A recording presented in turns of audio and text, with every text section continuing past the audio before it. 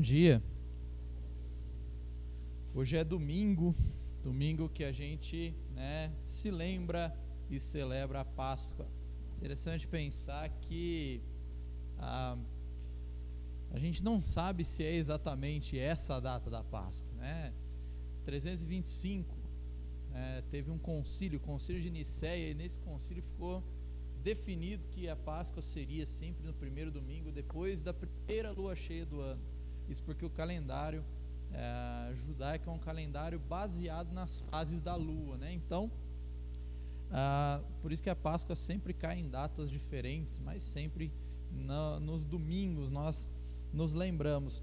Como já disse, nós não sabemos, se foi exatamente nesta data, mas nós sabemos, e a Bíblia nos relata com precisão, e nós podemos crer com certeza que o nosso Senhor, Ele veio, Ele cumpriu toda a obra que Ele veio fazer, Ele fez completo e Ele ressuscitou e está vivo. E nós, como igreja do Senhor, nós precisamos enfatizar a grandeza e a realidade da ressurreição de Cristo. Nesse período de Páscoa, nós costumamos parar para pensar um pouco mais nisso. E muitas pessoas estão por aí hoje falando que, na verdade, a ressurreição de Cristo ela é algo fictício, não aconteceu literalmente, aconteceu apenas no coração dos discípulos, no coração da igreja, que a igreja estava tão esperançosa que começaram a falar que Jesus tinha ressuscitado, mas que isso nunca aconteceu. Irmãos, nós não podemos cair nessa mentira, Isso é obra do diabo, negar a ressurreição de Cristo, porque é a ressurreição de Cristo que nos dá esperança, é a ressurreição de Cristo que nos garante a eternidade com Deus. Quando Paulo escreve aos Coríntios, havia uma dúvida em relação a isso já naquela época, e Paulo diz, se Cristo não ressuscitou, a nossa fé é vã. Se Cristo ressuscitou, tudo que nós passamos aqui nesse mundo por causa dele, por conta do Evangelho, é inútil. Mas graças a Deus que Cristo ressuscitou, nossa vida aqui não é inútil e a nossa esperança é viva com Deus. Irmãos, eu gostaria de pensar então, não podia ser diferente, estamos no domingo de Páscoa, Então eu gostaria de pensar um pouco sobre a Páscoa. Para isso nós vamos olhar para o texto onde foi instituída a primeira Páscoa, Êxodo capítulo 12. A Páscoa não é uma festa instituída primeiramente cristã, como uma festa cristã. Ela é uma festa judaica. Ela foi instituída no Egito, no período da libertação do povo de Israel. Nós vamos ler Êxodo 12, versículos 1 a 20.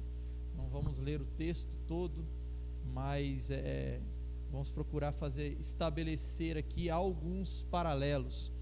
Êxodo capítulo 12, versículo 1 diz assim: disse o Senhor a Moisés e a Arão na terra do Egito: este mês vos será o principal dos meses, será o primeiro mês do ano. Falai a toda a congregação de Israel, dizendo: aos 10 deste mês, cada um tomará para si um cordeiro, segundo a casa dos pais, um cordeiro para cada família.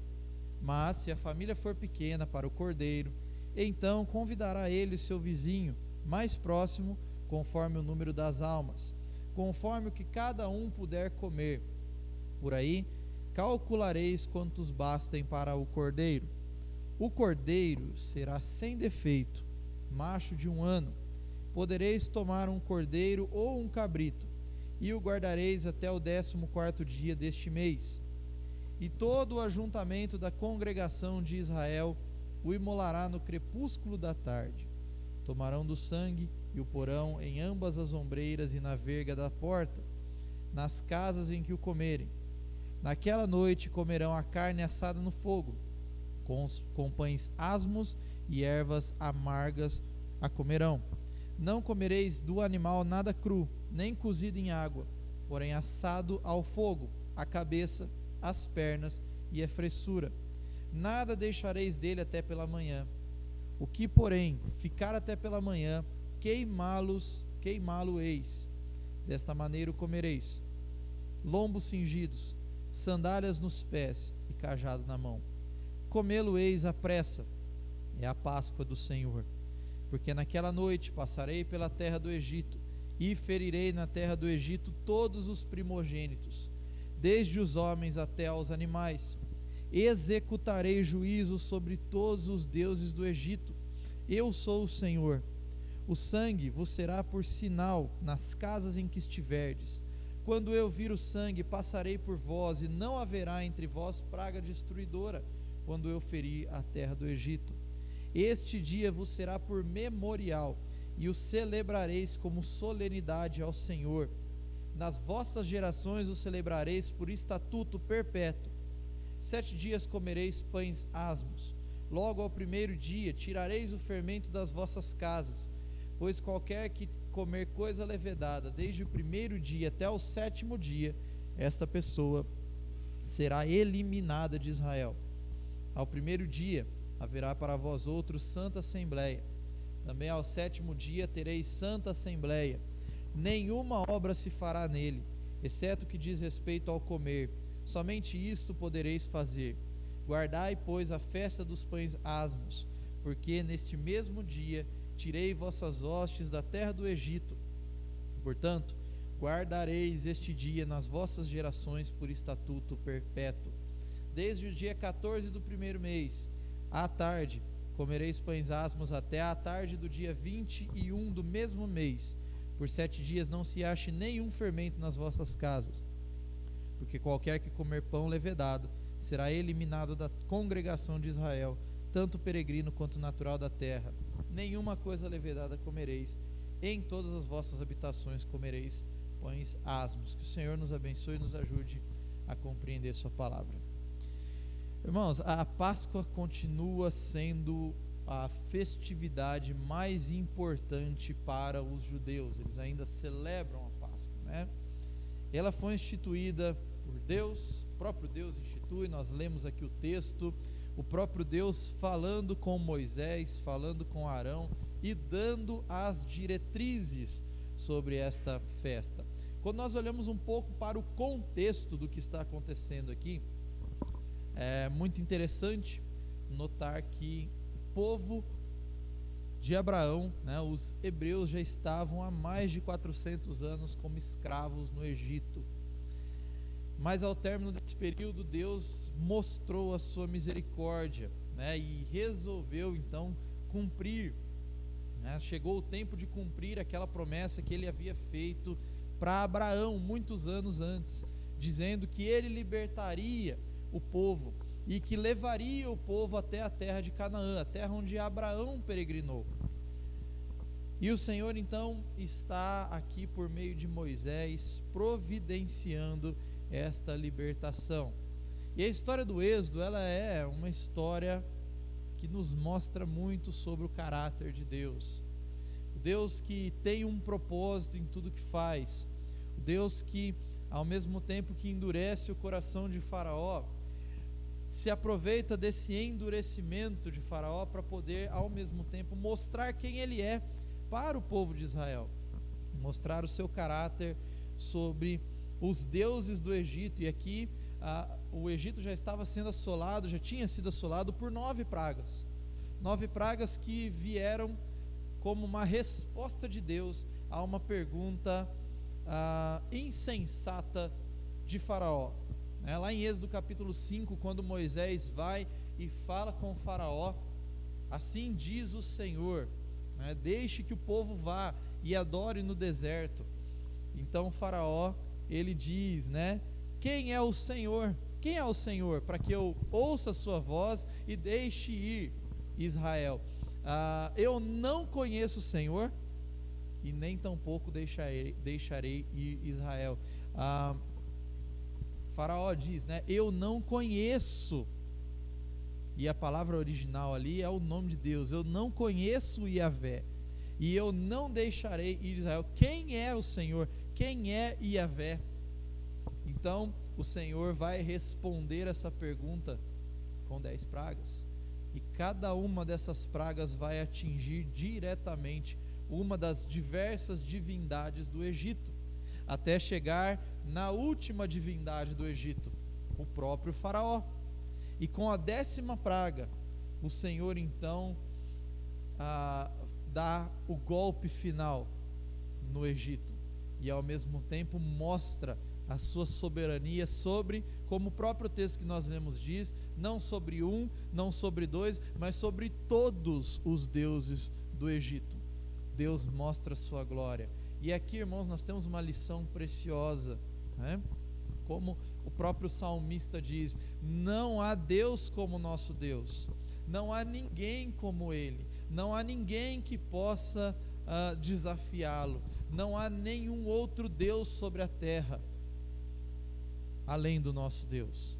E o Senhor vai mostrar isso de uma forma maravilhosa, miraculosa. E nós estamos aqui olhando então para um Egito devastado por 9 pragas, mas que ainda tinha um rei que se recusava a deixar o povo partir. O Êxodo nos ensina também algumas coisas, né? Deus, ele traça os seus planos e ele faz com que tudo aconteça de acordo com a sua vontade, independentemente da dureza do coração do homem. Porque a primeira petição de Moisés é que Faraó deixasse os hebreus irem adorar no deserto e voltassem. Mas o texto termina, a história termina com o Faraó pedindo para eles irem embora e nunca mais voltarem, né? E esse era o plano de Deus. Egito desolado então por 9 pragas, e o Senhor então anuncia a 10ª, e a 10ª seria um juízo sobre o Faraó, o próprio Faraó, e atingiria o sucessor do trono, a morte dos primogênitos. O Senhor então, numa única noite, como uma forma de juízo, eliminaria do Egito todos os primogênitos das famílias que não cumprissem com a festa da Páscoa, que não colocassem o sangue nas portas. Interessante notar que com essa praga, o Senhor está tocando em algo que era muito sensível nessa cultura. O primogênito, o primeiro filho, era a esperança de uma família. O primogênito era a prosperidade de uma família, era o sucesso de uma família. Ele recebia a herança dobrada, ele recebia privilégios, ele levaria adiante o nome do seu pai. Ao atingir os primogênitos, o Senhor está então trazendo maldição também sobre o Egito. A palavra que nós traduzimos por Páscoa, ela vem do hebraico Pessah, e significa literalmente passar por cima. E o Senhor está fazendo isso aqui, passando por cima do seu povo e atingindo apenas os ímpios, atingindo apenas os egípcios, tanto os primogênitos, as pessoas, quanto os próprios animais.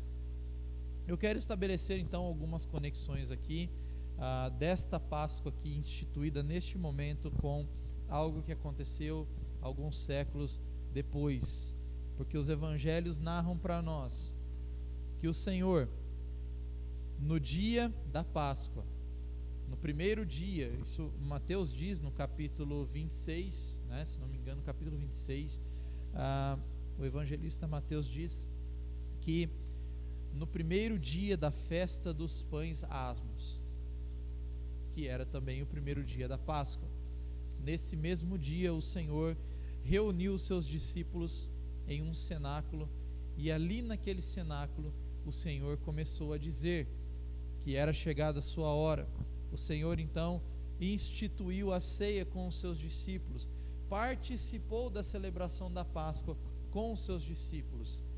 Naquela madrugada se dirigiu a Getsêmani, onde orou ao Pai, onde chorou, onde o seu suor se transformou em gotas de sangue, tamanha era a sua agonia, e disse ao Pai: se possível, afasta de mim esse cálice, contudo, não seja feita a minha vontade, e sim a tua. E o Senhor tomou aquele cálice, o cálice da ira de Deus. O Senhor foi preso no jardim do Getsêmani. O Senhor foi conduzido ao Sinédrio. O Senhor foi julgado pelo Sinédrio. Foi entregue a Herodes, foi entregue a Pilatos, né?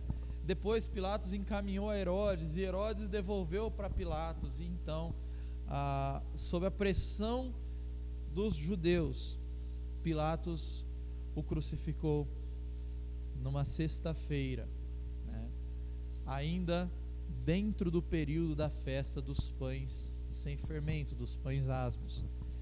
Mas há paralelos aqui que vão além dos paralelos cronológicos, mas que estão relacionados ao próprio caráter de Cristo e as profecias que falam sobre ele.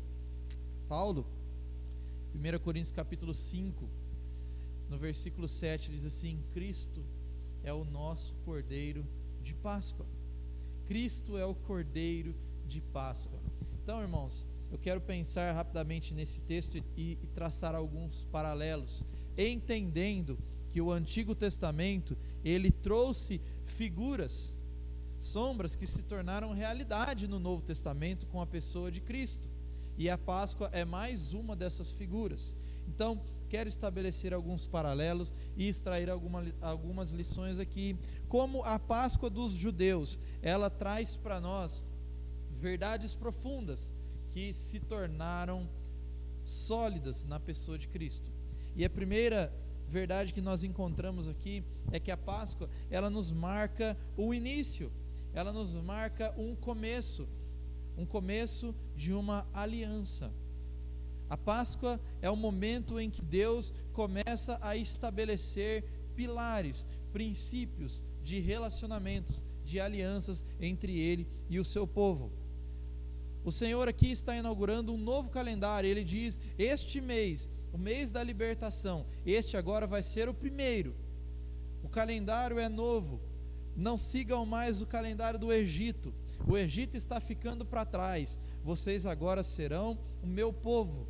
Israel deixaria agora de ser os hebreus escravos do Egito, mas se tornariam a nação de Israel, a nação do Senhor. E algum tempo depois, no Monte Sinai, o Senhor diz para Moisés: vocês agora serão meu povo de propriedade exclusiva, sacerdócio real, nação santa. A festa da Páscoa, então, instituía, marcava um novo começo. O povo de Deus, uma nova nação, uma nação livre, uma nação que começava agora a sua história com o Senhor. A saída do Egito, ela é tão marcante que ela é relatada diversas vezes no Antigo Testamento. O Êxodo, não é? Os Salmos relatam, os profetas relatam, os escritos relatam. Quando nós olhamos para Cristo, nós encontramos aqui o primeiro paralelo. O Senhor, enquanto instituía a ceia e tomava da ceia com os seus discípulos, ele tomou o cálice. Isso está escrito lá em Mateus 26 também, se não me engano, versículo 28. Quando o Senhor toma o cálice, dá aos seus discípulos e diz: bebei deles todos, este é o sangue da nova aliança. O sangue da nova aliança. Cristo então vem e, no mesmo contexto da Páscoa dos judeus, ele diz: eu estou agora tornando uma aliança nova. Eu estou pegando aquela aliança do Antigo Testamento e estou trazendo uma nova. Estou propondo algo melhor, como diz o autor de Hebreus, né? Baseado em melhores promessas. Novidade de vida, mudança de vida, libertação. Da mesma forma como o Egito foi liberto, os hebreus foram libertos do Egito, da escravidão do Egito, Cristo também nos libertou da escravidão do pecado. Cristo veio para dar-nos liberdade, e ele ensinou isso lá em João capítulo 8, e nós conhecemos muito bem o versículo que o Senhor diz, né? E conhecereis a verdade, e a verdade vos libertará, que é até muitas vezes usado fora de contexto, não é? Mas o Senhor, ele diz, ele fala essa frase, ele diz esse versículo, e as pessoas que estão ouvindo começam a indagar e achar aquilo muito estranho. Do que ele está falando? Conhecer a verdade e a verdade libertar. libertar do quê? E eles respondem para o Senhor e dizem: nós somos filhos de Abraão, e nós não somos escravos de ninguém. O Senhor quer nos libertar do quê? E o Senhor diz no versículo 34: todo aquele que peca é escravo do pecado. O Senhor então está relacionando a nossa condição natural à escravidão. A escravidão não de um feitor, não de uma nação, não de um senhor, mas a escravidão do pecado, que todos nós experimentamos no nosso velho homem, na nossa natureza carnal. Então, da mesma forma como o Senhor liberta Israel da escravidão do Egito, o Senhor Jesus nos liberta da escravidão do pecado. E agora nos transforma num novo povo, numa nova nação, nos dá uma nova identidade. E Pedro também relaciona o mesmo texto lá do Sinai, né? Povo de propriedade exclusiva de Deus, sacerdócio real e nação santa. E ele também relaciona com a igreja. Irmãos, Cristo nos transformou em povo de propriedade exclusiva de Deus.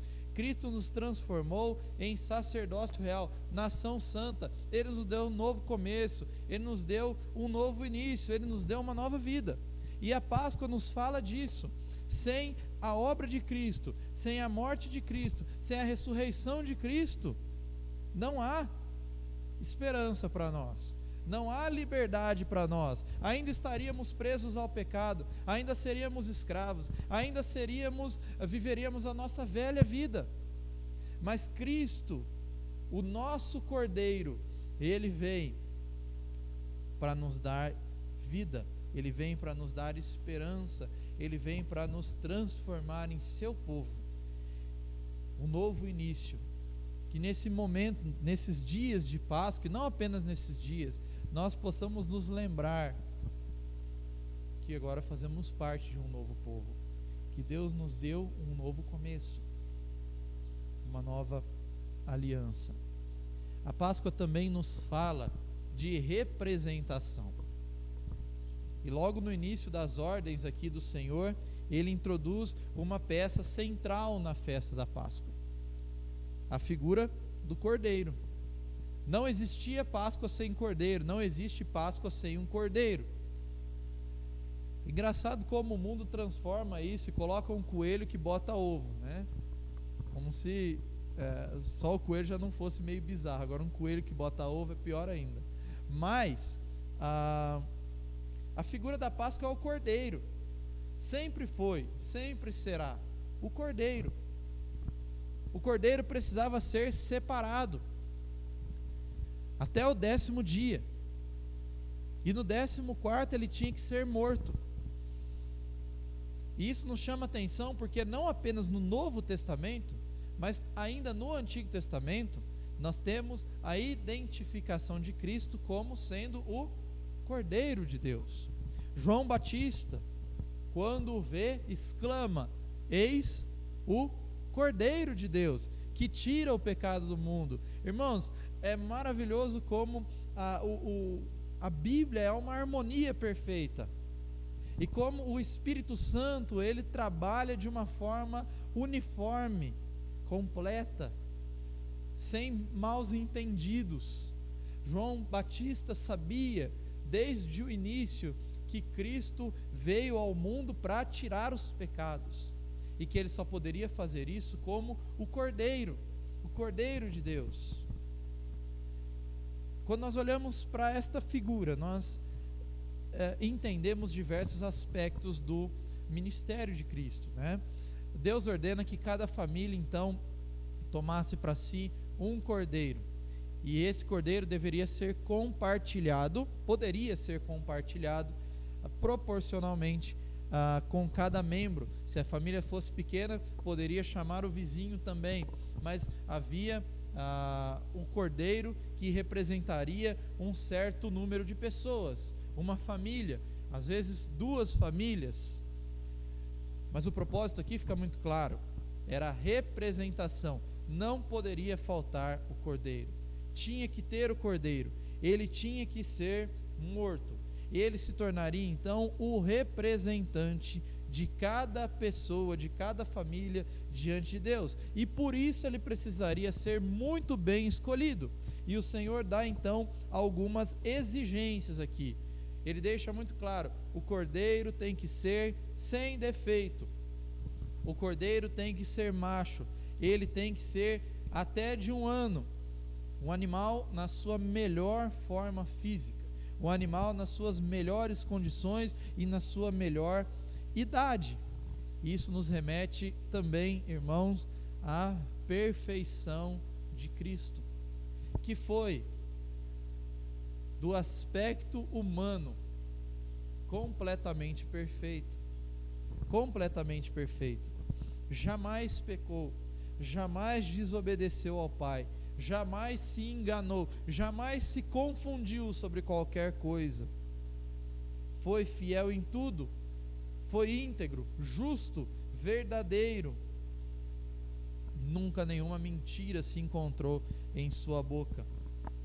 O ser humano perfeito, o único perfeito.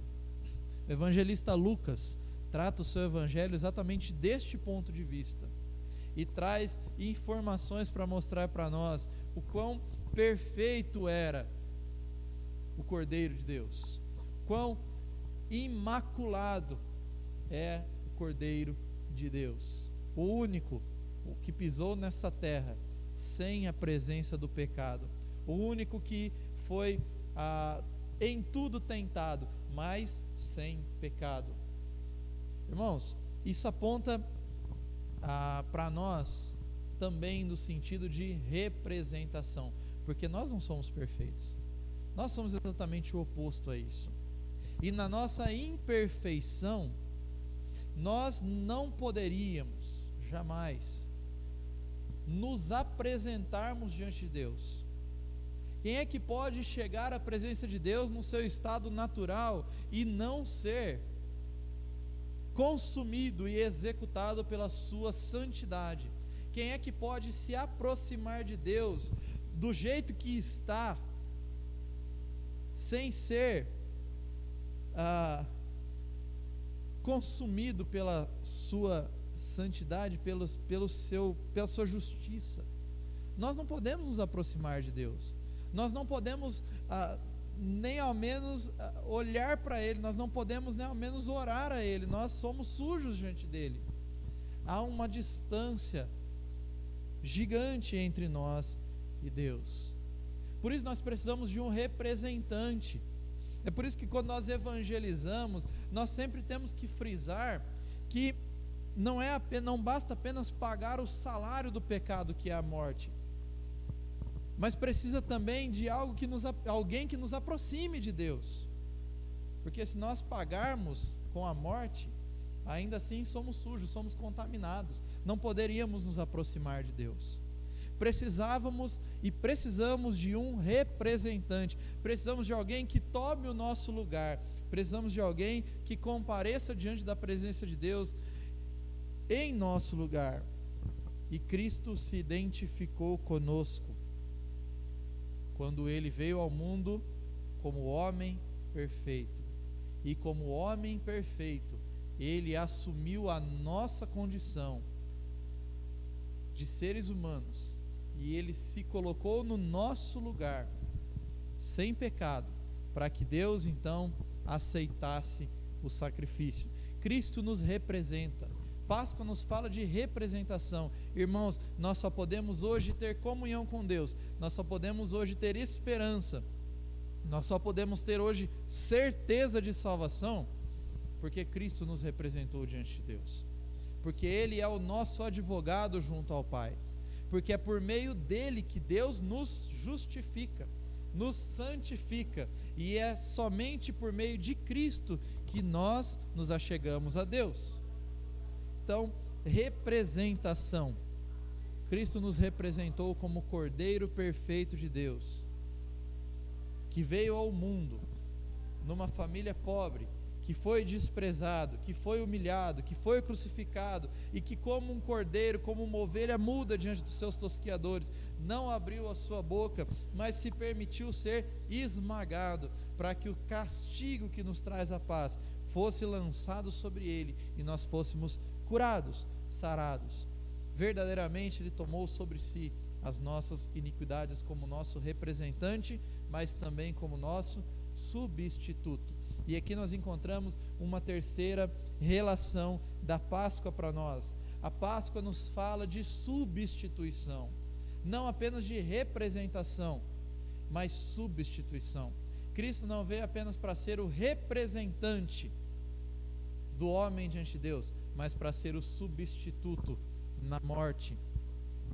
Representação nos fala de comunhão, substituição nos fala de pagar o preço para a comunhão. O cordeiro tinha que ser morto, ele era separado na Páscoa, né? Ao 10º dia o cordeiro tinha que ser separado, depois de 4 dias ele era morto, imolado, para ser o substituto. O Senhor ordenou que os cordeiros que fossem mortos nos dias da Páscoa, Ele ordenou que o sangue desses cordeiros fossem passados, o sangue fosse passado nas vergas das portas, nos umbrais, né, em cima, e nas vergas, nos batentes das portas. Assim, o Senhor garantia proteção, livramento. O Senhor passaria por cima das casas onde o sangue do cordeiro estivesse na porta. O sangue era uma garantia, o sangue era proteção, o sangue era o sinal de livramento. Irmãos, haviam apenas 2 opções no Egito naquele dia fatídico, 2 opções: ou o cordeiro morria, ou o primogênito morria, ou uma coisa ou a outra. Se o cordeiro vivesse, o primogênito morria. Se o cordeiro morresse, o primogênito viveria. Obrigado, irmão, já estava ficando com sede. Friozinho dá sede na gente. 2 opções apenas, 2. Não tinha uma terceira via. Se o pai de família quisesse que o seu filho sobrevivesse aquela noite, ele tinha que matar o cordeiro. Não tinha como ter dó do animal, porque o cordeiro era o substituto. Irmãos, a Páscoa nos aponta para o cordeiro que tirou o pecado do mundo também como nosso substituto. Para nós e para o ser humano longe de Deus, há apenas 2 opções: ou nós morremos, ou nós vivemos a eternidade longe de Deus, ou Cristo morria por nós. Ou nós, ou o Cordeiro de Deus. Não há uma terceira via, não havia uma terceira via. Mas graças a Deus, porque em nosso lugar Ele escolheu morrer, e hoje nós podemos ter vida, e vida abundante. Ele mesmo disse, né? Eu vim para que tenham vida. O Cordeiro de Deus se entregou em nosso lugar. Ou nós morríamos, ou Ele morria, mas Ele escolheu morrer por nós. Ele veio com este propósito. Assim como o cordeiro da Páscoa, ele teve uma vida curta, né? Um cordeiro de até 1 ano. O ministério de Cristo também foi um ministério curto, mas plenamente eficaz. Nossa condenação foi retirada de nós e lançada sobre Ele, como aquele que nos substituiu. A ira de Deus, devida a nós, foi lançada sobre Ele. O cordeiro também tinha que ser queimado. Ele não podia ser apenas cozinhado, ele não podia ser frito, ele tinha que ser assado no fogo, e nada poderia sobrar. O cordeiro tinha que ser consumido por inteiro. O que sobrasse tinha que ser queimado até o final. Não podia sobrar nada. Isso também nos fala da obra de Cristo como uma obra completa, consumada, concluída por inteiro, sem necessidade de repetição. E aqui nós temos um paralelo por contraposição, não é? Porque o cordeiro de Páscoa, a festa de Páscoa, tinha que ser repetida constantemente. E o Senhor disse isso para Moisés, não é? Vocês celebrarão esta festa por estatuto perpétuo. Quando nós entendemos, há uma divergência dentro da teologia nessa área, né? Mas creio que a melhor maneira de entendermos não somente esse texto, como outros textos que falam de estatuto perpétuo, seria entender o estatuto dentro da duração daquela aliança. Então, dentro da antiga aliança, até o final da antiga aliança, tinha que ser feito. Com a nova aliança, a antiga é revogada. Então, esse estatuto perpétuo, ele perde a validade. Mas o Senhor tinha isso como intenção. Vocês vão celebrar constantemente, todos os anos, vocês vão repetir esta ação, vão repetir esta cerimônia, esse ritual. Mas Cristo, na sua obra, ele faz algo que não precisa ser repetido. O autor de Hebreus nos fala sobre isso, né? O sacrifício de Cristo é eficaz, eterno. Ele morreu uma só vez pelos nossos pecados. Não há necessidade de repetição. Cristo é o Cordeiro que foi morto e tornou a viver. Cristo é o Cordeiro que, diferentemente do Cordeiro Pascual, diferentemente do animal morto lá no Egito e morto também vários anos depois, Cristo não ficou morto. Cristo não está na sepultura. Cristo não foi consumido por inteiro e foi eliminado. Não, Cristo está vivo. E porque Ele está vivo, Ele não é apenas o nosso substituto na morte, mas Ele é o nosso sacerdote diante de Deus. Ele é aquele que intercede por nós diante de Deus. Ele é aquele que comparece por nós diante de Deus. O resultado do sangue de Cristo nas nossas vidas, do sangue de Cristo na cruz, lembra para nós também o resultado do sangue do Cordeiro nas portas das casas das famílias israelitas no Egito. Vida, liberdade, salvação. Salvação. E por fim, irmãos, a Páscoa nos fala também de vida nova. Vida nova. Concomitantemente, a celebração da Páscoa, que acontecia em apenas um dia, começava também a festa dos pães sem fermento, que durava uma semana, né? Durava uma semana. Essa festa, ela estava totalmente associada com a Páscoa. E Deus é bastante enfático no texto, né? Ao dizer repetidas vezes: tirem o fermento das vossas casas. Qualquer que comer coisa levedada será eliminado de Israel. E o Senhor diz isso diversas vezes. A festa dos pães sem fermento, ela era um reflexo da cerimônia da Páscoa, e ela era também uma simbologia para mostrar para os judeus, os hebreus, e mostrar também para nós que a salvação tem um efeito imediato, chamado santificação. Uma vez que nós somos salvos, nós precisamos buscar santidade. Deus inicia esse processo em nós, nós temos a responsabilidade de continuar buscando.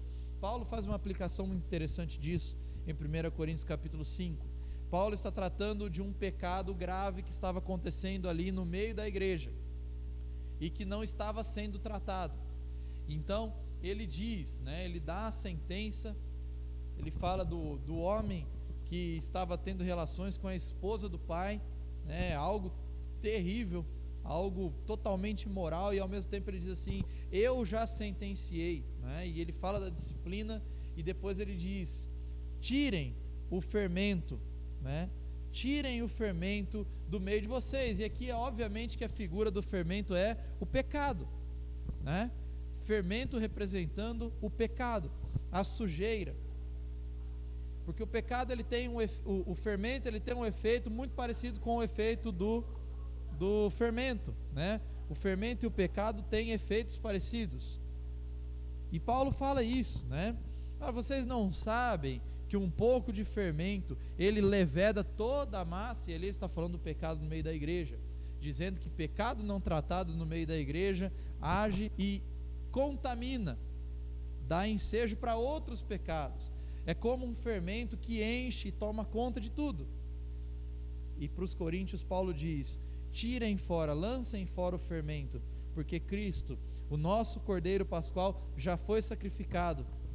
Celebremos a festa então, não com o fermento velho, mas com os asmos, né? Sem fermento, os asmos da sinceridade e da verdade. Irmãos, a palavra de Deus nos ensina também com a festa dos pães asmos, com a festa dos pães sem fermento, que nós precisamos tomar cuidado com o pecado, na nossa vida, na vida da igreja, na vida dos nossos irmãos, porque pecado não tratado é como um fermento. Pecado não tratado leveda, contamina, domina. Um efeito imediato da salvação, santificação. Jogar fora o pecado das nossas vidas, tirar fora o pecado.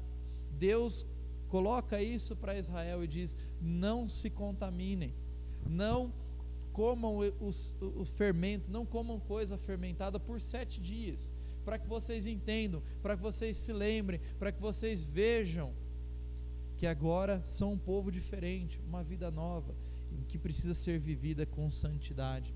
Os hebreus tiraram o fermento das suas casas após a Páscoa.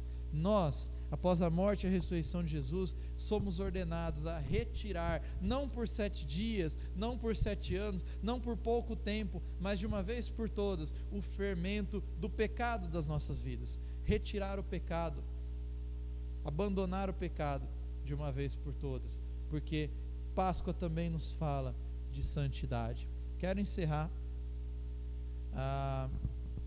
dizendo, há muitas outras coisas nesse texto que nós podemos estabelecer paralelos, há muitas outras coisas que nós podemos relacionar.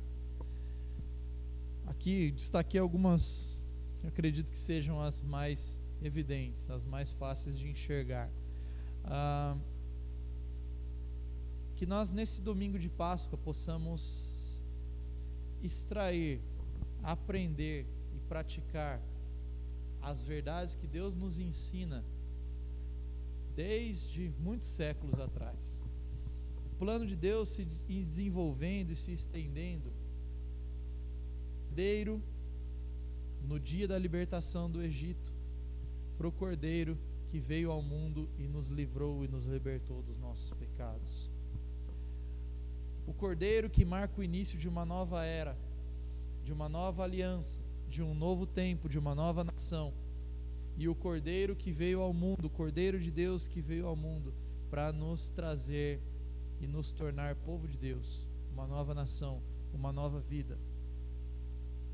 O Cordeiro que veio lá no Êxodo para representar as famílias, morrer no lugar das famílias também como substituto. O Cordeiro de Deus que veio ao mundo como homem perfeito em todo o seu ser, em todo o seu caráter, para nos representar diante de Deus e também para nos substituir diante de Deus. O Cordeiro que nos traz uma nova vida. O Cordeiro que nos mostra o quão frágeis nós somos, o quão pecadores nós somos, o quão longe de Deus estávamos, quanto a nossa estrutura ela é pó e ela é fraca, e o quanto precisávamos do Senhor, quanto éramos também incapazes de nos achegar a Deus por forças próprias, que Cristo precisou vir a esse mundo para tomar o nosso lugar, para pagar o preço dos nossos pecados. E a Páscoa que também nos aponta para a necessidade de santificação e santidade constantes. Irmãos, que nós possamos, não apenas nesse dia, mas em todos os outros, nos lembrar dessas coisas, nos lembrar dessas verdades, e assim refletir com a nossa vida o caráter que agrada ao Senhor. Amém.